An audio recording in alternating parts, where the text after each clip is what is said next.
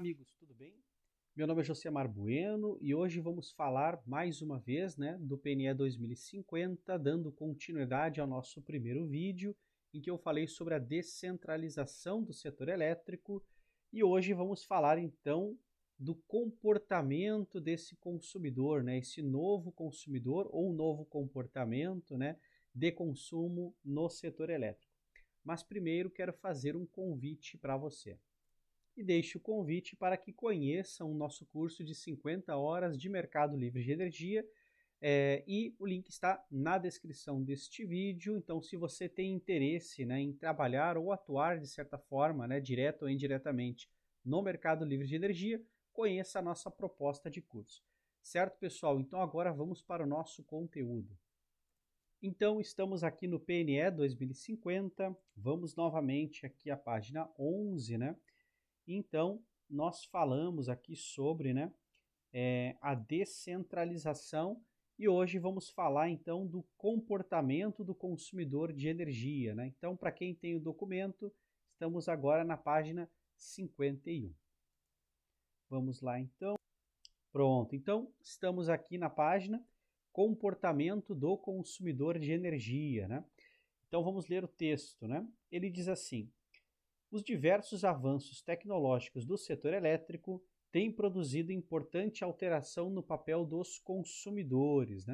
Por exemplo, a difusão dos recursos energéticos distribuídos, e aí lembrando, esses recursos energéticos distribuídos é a combinação de geração descentralizada, armazenamento descentralizado direto na rede, e também novos modelos de negócios que permitem, então, a troca direta, ou comercialização direta, como modelos baseados em peer-to-peer, modelos como o VPP, as Virtuais Power Plants, ou as usinas virtuais, traduzindo, e também modelos de V1G, V2G, administração de micro-redes, e outros tantos modelos de negócios.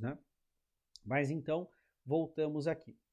Então, a difusão dos recursos energéticos distribuídos permitirá que os consumidores sejam agentes cada vez mais ativos no setor, deixando de ser simples usuários de serviços energéticos para assumir um papel mais protagonístico, Então, no sentido que vai atuar tanto na produção como no consumo, ou seja, um comportamento bidirecional, ou de relacionamento bilateral, se pensarmos em negócios. Então, continuando.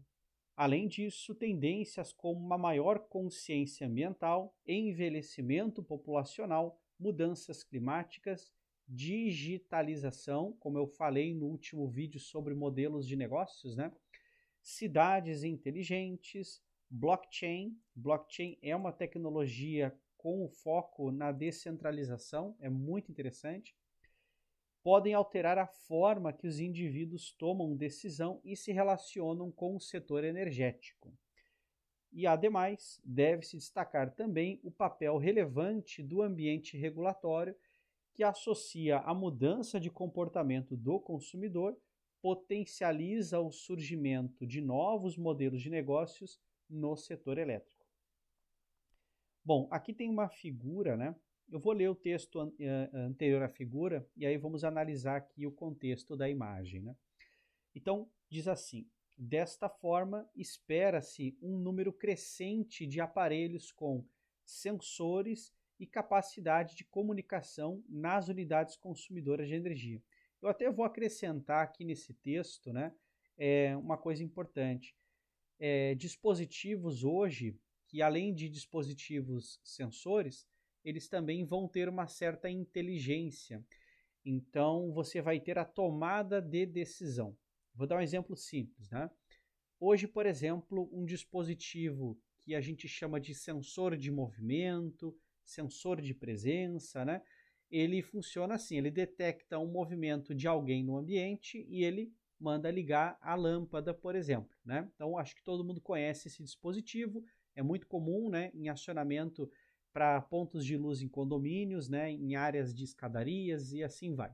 Bom, se pensarmos que esse dispositivo ele não faz uma análise sobre o que está passando ali.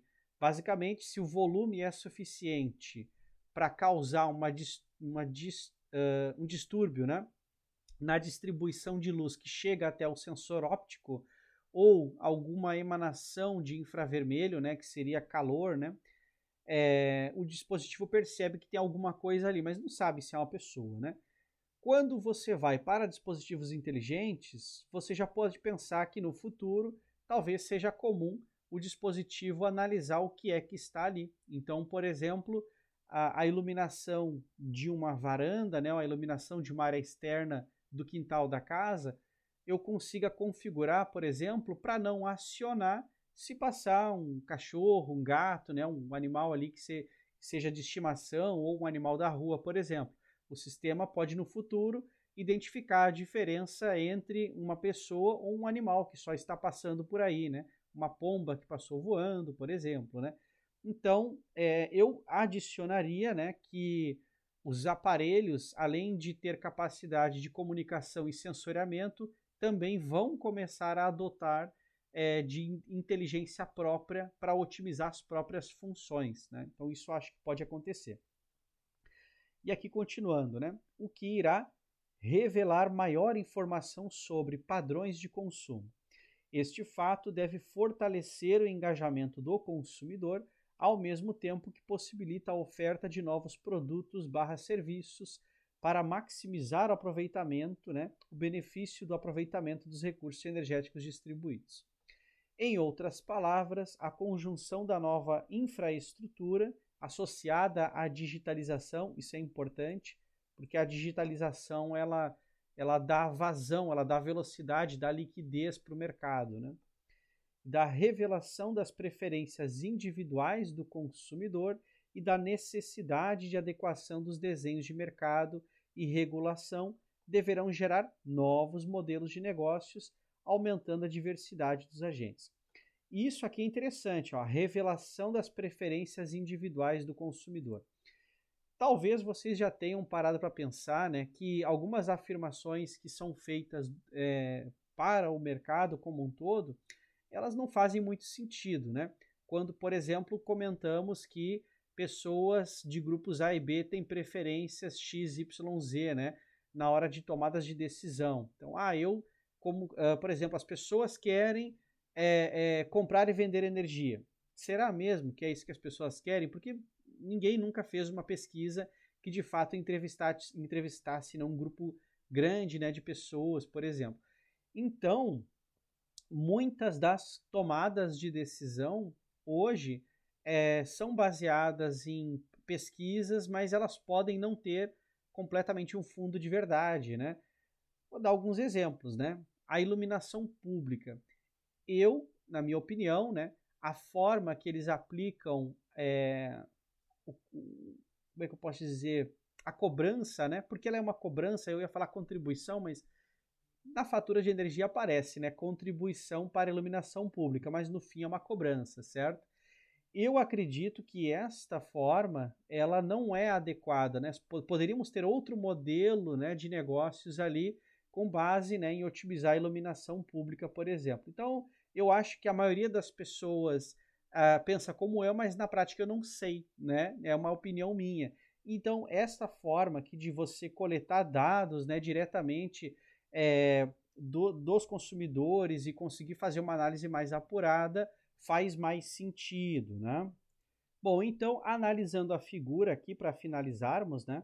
Nós temos o seguinte, né? Temos aqui, então, a combinação de infraestrutura viabilizadora, no sentido de ser mais bidirecional e bilateral possível, né?